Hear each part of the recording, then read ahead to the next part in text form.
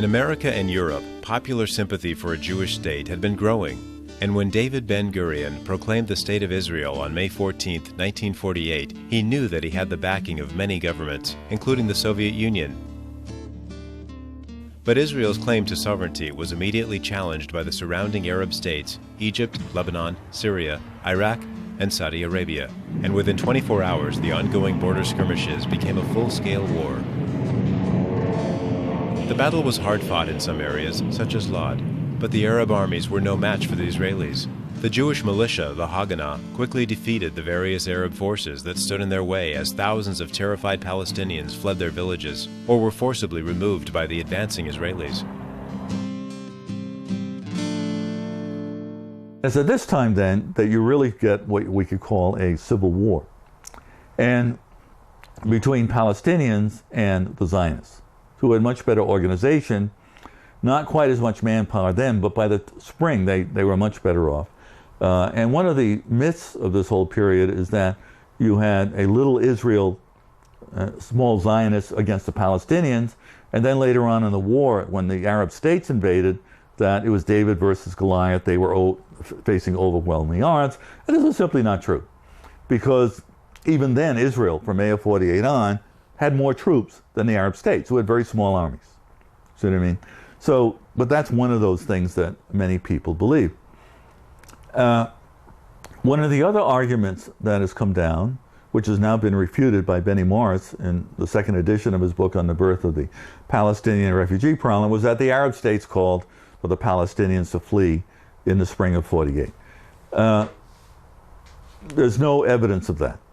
What really did happen was many, and this is unfortunate for the Palestinians, they had no central leadership. And you had some bands from outside of irregulars who were doing most of the fighting, but there was no organization and tremendous divisiveness because these groups were controlled by Egypt or Abdullah of Transjordan, etc. You had no unified leadership. And the Zionists had a nucleus of very good fighters and a much better command structure and leadership. And finally, in March, they began a push to ensure their control of areas that would become Israel under the partition. And as that happened, you began to get many more Palestinian Arabs fleeing, particularly after a massacre at a place called Deir Yassin, although people now think it was probably somewhat over 100, but not 200. But Begin and the Irgun and the Stern gang, Yitzhak Shamir was part of that. There was a combined attack in this Palestinian village that massacred many people. And the Palestinians did carry out a retaliatory raid, killing about 70 Jewish doctors on the road to Jerusalem shortly thereafter. But after that, you had mobile radio bands that Begin put into play, threatening more Deir Yassins if the Arabs didn't flee. In other words, you'll be massacred just like Deir Yassin. So it became part of the propaganda. And ultimately, as there's a lot of film of this, people just fled. And in one case, the mayor of Haifa, a Jewish mayor, asked people to stay, but in most cases, nobody didn't. And as Benny Morris now shows out, people were strongly encouraged to leave. There were atrocities on both sides, but people were raped, people were shot, period. And about half the people fled or were forced to leave before Israeli independence. And then when you had the Arab wars, the Arab invasion and the Arab state wars in June and July of 1948, you had the deliberate expulsion of 300 more thousand.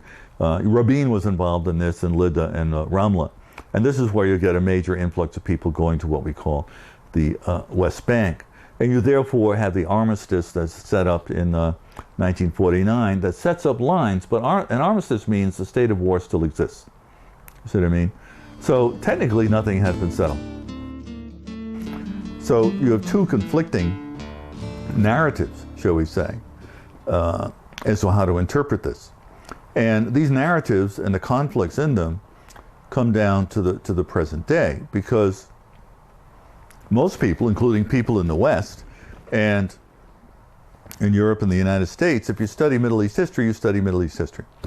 And that's true, although with variations in the Arab world or elsewhere. In Israel, however, the curricula has the history of the Jews being entirely separate from any history of Europe or the Middle East or anything else. So if you study Middle East history, it's not that, it's the Arab world and Africa. You say, Israel's not in it. So, and this is not necessarily true for Israeli scholars, but it is true for many people that their whole history in Israel of Zionism is distinct from anything that happened in the Middle East, you say. But for the average person, it's very easy if you have a system like this to fall into the trap of looking at this totally in terms of reacting to injustice. And this became all the more understandable because of the Holocaust, which nothing was deserved. So why did this happen, you say? So this also creates a mindset that if the Arabs are doing this, how could they do this to us? Look what happened to us here, etc. That's understandable. It's also understandable for Arabs to look at Israel, however small it was, as a much more powerful country than they were, which they did from the beginning. They feared Israel, regardless of how people over here looked at this in terms of geography and territory, etc. And they had a right to fear it. Israelis were Europeans. Technologically, they were way ahead. They brought technology with them. They were superior in all of this militarily to Arabs. And this came out in the 48 war, and I might explain some things that occurred at this time, how the division occurred, because when you had the Arab state invasion, Egypt, Syria, you had Iraqi troops, you had some Saudi, the Lebanese did very little, and you had the Transjordanians. This will become Jordan, which includes the West Bank after 1948. Well, when they invaded, there was no coordination because no one trusted Abdullah of Transjordan because he had been dealing with the Zionists in sort of what we might call a non-aggression pact. Although many Israeli historians deny this vociferously, there clearly were discussions and agreements. And although maps show that when you have this attack, you have what we call a Transjordanian attack against Israel, in fact, there was really no attack per se. They were holding on to positions in the West Bank, but where you did have conflict was over Jerusalem. But the Israelis were able, the Zionists, well, they were Israelis after May 14th. When they were confronting the Egyptians, for example, or other people, they really didn't have to worry about their backs in terms of where the Jordanians were, because the Jordanians weren't going to attack them. You see what I mean? So if you had actually had a coordinated attack, it might have been quite different. But what Abdullah wanted to do, essentially, was to get that land, or a lot of it, that he'd been promised in the 1937 Peel Commission report. Remember, he's going to get part of Palestine, and they're going to be part of Transjordan. They're not going to have their own state.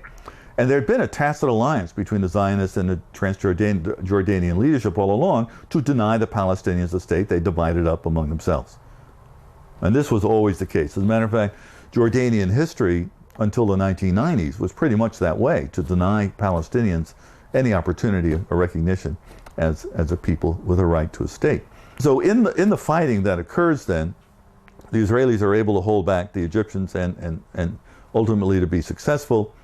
And you do have this fierce battle for Jerusalem, which will then be divided, with Western Jerusalem, the more European quarter, becoming Israel, and then divided, and then the old city, which is only about a quarter of a mile in area, would be Jordanian. Now, so you have this situation with, and which is going to last until the 1967 war.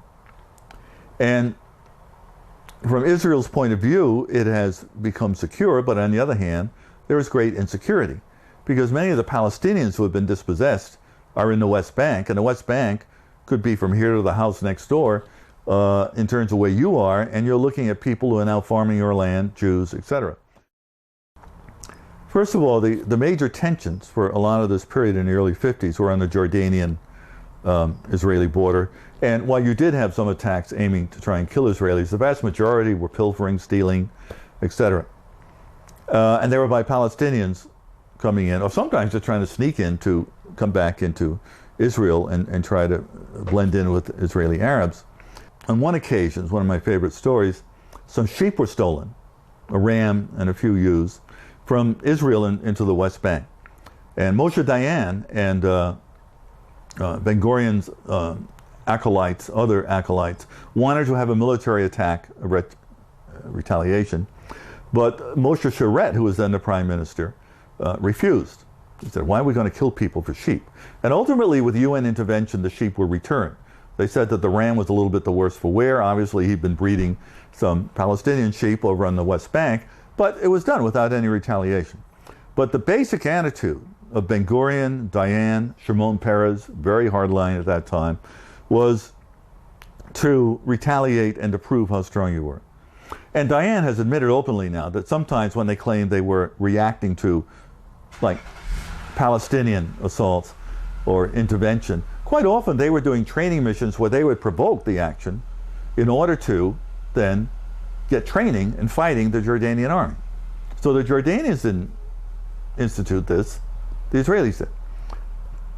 You had a crisis in Israeli political life in the early 50s, 53, 54, because Moshe Sharett, who had been prime minister, was much more cautious about using military retaliation and was more interested in negotiation or exchanges. And the Ben Gurionists thought he was a coward. And what happened here, which has a lot to do with the Suez Crisis, is that in 1954, Gamal Abdel Nasser had come to power in July of 52. He gained real control of Egypt in the spring of 54, and he finally gained the final victory for Egypt. He got the British to agree to withdraw from the Suez Canal zone, which was a 200 square mile area. It's not like some little strip. And this would happen by June of 56. Well, the British had many troops there, obviously, and you'd had a lot of fights and chaos and strife there, particularly in 50, 51, 52. So you have a situation where the British, there's a tremendous triumph for Nasser. And Israelis who are in the government, Sharett now is prime minister. Ben Gurion is going into semi-retirement. Not necessarily totally committed to it, and he's still in touch with all his people who are in the Sharett government. And people in the administration, the Israeli government, decide that they will activate a spy ring in Egypt to put off bombs to make people think that the Egyptians are incapable of protecting foreigners. That way the British will stay and keep their troops in the Suez Canal zone. See what I mean? Now, this is a cockeyed idea. What's even worse about it is that it was done without Sharett's knowledge. It was done behind the back of the prime minister by people who are these hard right-wing guys. And they were caught, the people in Egypt. And they were thrown into jail, there were trials, 2 were hung, etc., etc. But the Israeli public all thought along that this was a lie. The Egyptians were lying, there was no ring. Why? Because Sharett, once he discovered, couldn't admit that he didn't know about it, that this was done behind his back. So you create this image of this persecutor Nasser operating with no justification. See, when in fact, you'd had the spy ring all along, and Sharett couldn't admit that he hadn't known about it. This did not come out until 1960. So this begins tensions, and the Israelis are very upset, and the public is very upset. There seems to be a threat from Egypt here. Ben Gurion comes in back in February of 55 as Minister of Defense. He tells Sharett to stay out of the way. You have a major retaliation against Egyptians in the Gaza Strip. 40 or 50 are killed. And this is going to set off an arms race that will ultimately be a major factor in the Suez Crisis. Part of this, see, is not just Arab-Israeli stuff. It's, in this case, Israeli domestic politics and people going behind the back of their prime minister and not admitting it. So he has to go along so he doesn't make the Israelis think that they're leaderless, you know what I mean? Now, in 67, we're going to see this in the opposite way, because it looks like the Egyptian military operated behind Nasser's back to do certain things that created the crisis in the 67 war. Now, Nasser then looks for weapons from the United States, but there are too many strings attached. So he goes to the Soviet Union, this in 55, and he gets, through Czechoslovakia, a major arms deal that is going to set off an arms race. In the meantime, he has fully blockaded the Suez Canal. He had allowed, to Israeli shipping, he had allowed ships with other flags going to Israel to go through, and he fully blockades the entrance to the Gulf of Aqaba, up to Aqaba and Eilat, which is the Israeli port, into the Red Sea. No Israeli ships can go through there. So this is a stranglehold, although economically not as serious as it was presented, but to the sovereignty of Israel, clearly it's a major affront. So the Israelis are furious, but this is in reaction to all these things that have been going on in 54 and 55. So the Israelis, who already have been getting arms from the French, have another arms deal with the French.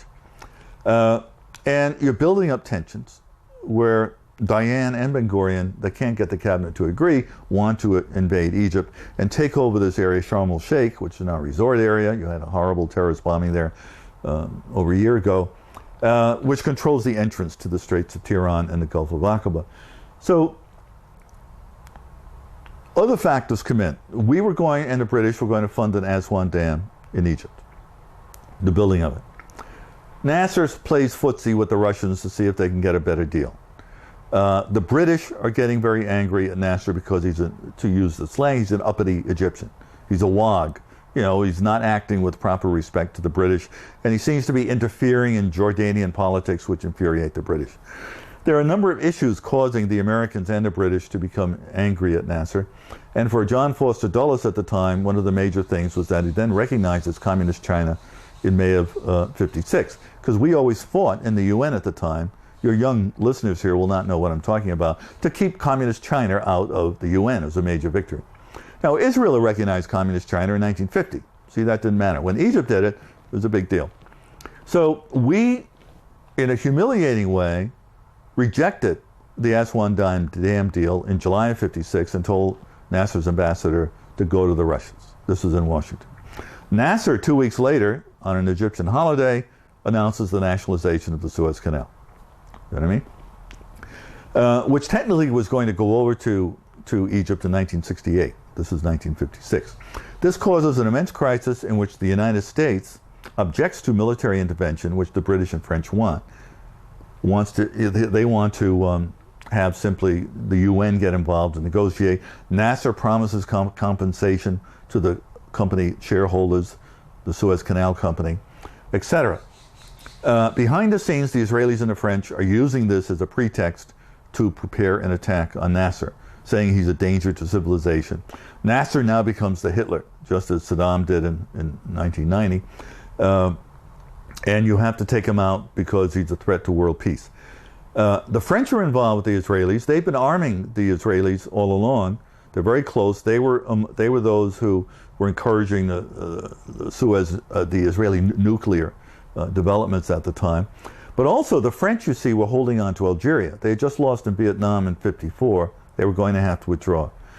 They were ultimately going to give up Tunisia and Morocco, which flank Algeria, after not too much nationalist protest. This is an era of decolonization after World War II. But Algeria, they went in 1830, they colonized, they drove the Algerians off the land. They had made this what we call in French, a département of France. It's like a province, it's like a state, like Kansas in the United States. And so it was part of France. You're going to hold on to that. You've got 1 million people, French, Italians over there, etc. Well, you're not going to leave. And you have a civil war that begins in a war against them in 1955, which was commemorated in this film, The Battle of Algiers, which is a classic film. Now, the French were convinced that Nasser, he was supporting them in a propaganda way, but they thought he's sending weapons over there. So if we can get Nasser out, the Algerian revolt will collapse, and we can keep Algeria forever. This was nonsense. But they're siding with the Israelis, and finally they get the British in as of September, and they create a collusion for the Israelis to attack first, and then the British and the French go in, pretending they're separating the combatants, but they're really trying to overthrow Nasser. And this is how the Suez Crisis developed. And even though the Egyptians were taken totally by surprise and were beaten, as like Nasser withdrew his troops from the Sinai when the British and French began to attack, nonetheless, Nasser emerged from this a hero because in a propaganda way, he stood up to imperialism. See what I mean? And Israel was shown to be, in the Arab view, more emphatically an arm of imperialism, Britain and France, the former colonial masters, etc., etc.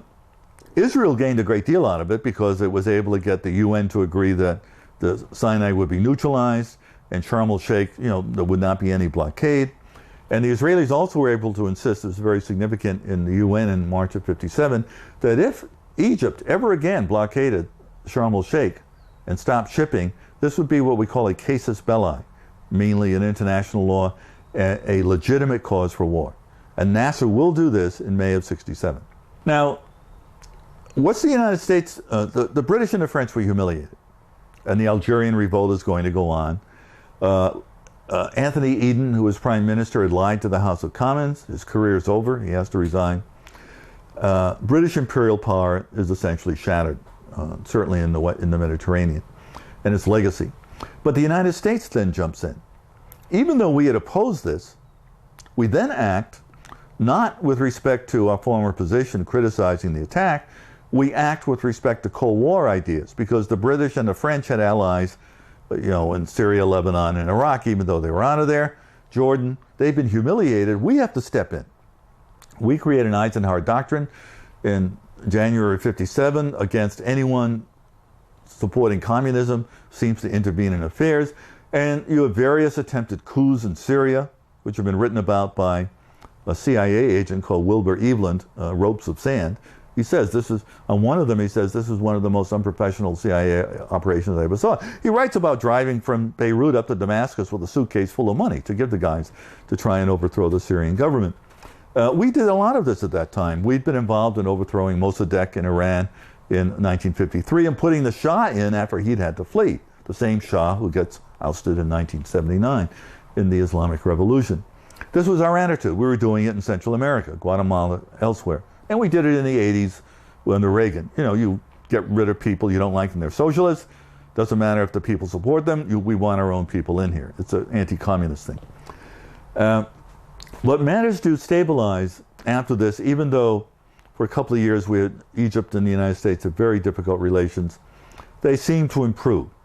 But on the Arab-Israeli side, in terms of war, you have very little conflict until 1963-64, when, because of Israeli water operations, you have major clashes with the Syrians. And it's out of this that we begin to get developments leading up to the 67 war, because the Palestinians had begun to organize groups in Kuwait. And they then spread Fatah, for example, Arafat's group, is founded in 1959 in Kuwait. There are other Arab groups, and they all go to Beirut. Beirut's a pretty freewheeling area. You can publish anything you want. Money's available, etc. And now Fatah under Arafat was a group that wanted to regain Israel. It didn't care about Arab politics.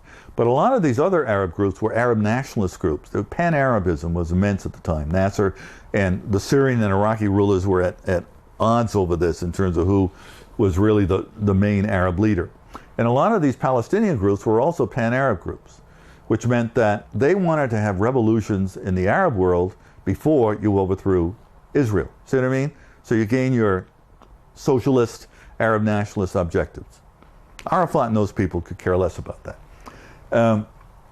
You get major tensions developing out of this, and a Arab League conference is called in January 64 because the Syrians have been accusing Nasser, this great Arab leader, of being soft on Israel. You see, Syria and Egypt had united in the United Arab Republic back in 58. The Syrians broke off from it in 61. They resented Egyptian rule. And once they did that, they began under the Ba'ath Party, which is a socialist party, not a Nazi party as the propaganda line goes today. They began to attack Nasser, saying, we, the Syrians, are the true leaders of Arab nationalism. You're a fake. You're a phony. Furthermore, you're afraid of Israel. What are you doing about them, O Gamal? So you're hiding behind these UN groups out in the Sinai. You're saying a lot, but what are you doing?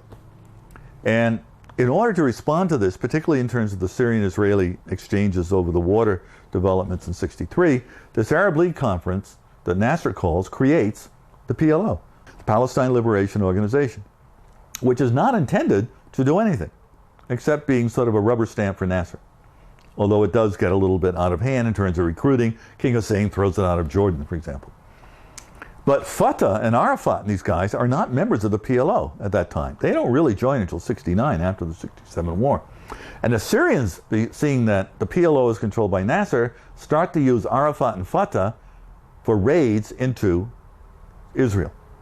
And this leads, with a great deal going on, to major tensions exploding between Israel and Syria, but also with Jordan, because the Syrians send in these groups through Jordan, through the West Bank. And the Israelis, doing their Iron Wall approach, attack the Jordanians, leading Hussein to think they want to overthrow him. He can't figure out what's going on here. Because the Syrians and Jordanians hate each other, and the Syrians want to overthrow King Hussein, and yet when the Syrians do this, the Israelis attack the Jordanians. And Israeli domestic politics come in this, because Levi Eshkol is a very moderate prime minister, and the military thinks he's weak, sort of like Sharet was back in the mid-50s. So in order to show he's tough on the Arabs, he's got to respond to this with major raids, one in Samua, S-A-M-U-A, in the fall of 66. That leads Hussein to think in 67 he's got to align with Nasser, whether he wants to or not, because of what the Israelis seem to intend. So you get all these different factors in domestic politics on all sides coming into this.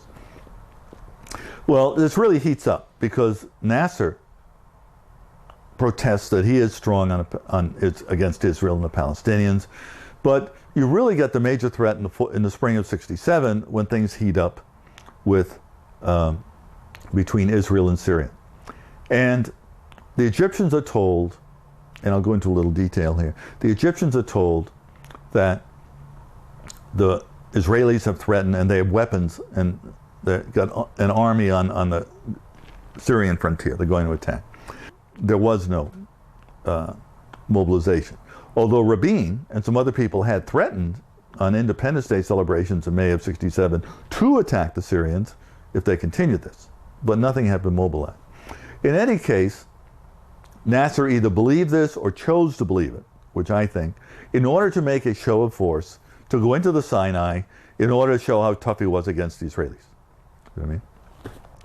And he goes in, and here's where people now think that his generals undermined him. Because we're not sure what might have happened if the UN had said, we're not going to remove our troops, we're going to keep them here. We're going to refer this to the UN. But the generals who went in said, you removed them immediately. And then the UN Secretary General, Yutant at the time, of Burmese, said, yeah, if he wants to remove it. The Americans were furious at this, because you could have stalled, you see. Something might have happened.